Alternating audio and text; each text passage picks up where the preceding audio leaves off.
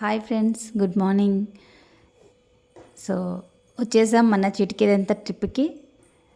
ఈరోజు ట్రిప్లో మనకి 6th ట్రిప్ కదా. ఈ 6th ట్రిప్ ఏంటంటే మనం వాటర్ వరకు మాట్లాడుకున్నాం. సో డేకి సరిపడా వాటర్ ప్లానింగ్ అయిపోయింది కాబట్టి ఇప్పుడు టిఫిన్ తర్వాత ఒక టూ అవర్స్ గ్యాప్ ఇచ్చేసి 11కి అలా, ఇప్పుడు ఎగ్జాంపుల్కి మీరు 8కి బ్రేక్ఫాస్ట్ చేస్తే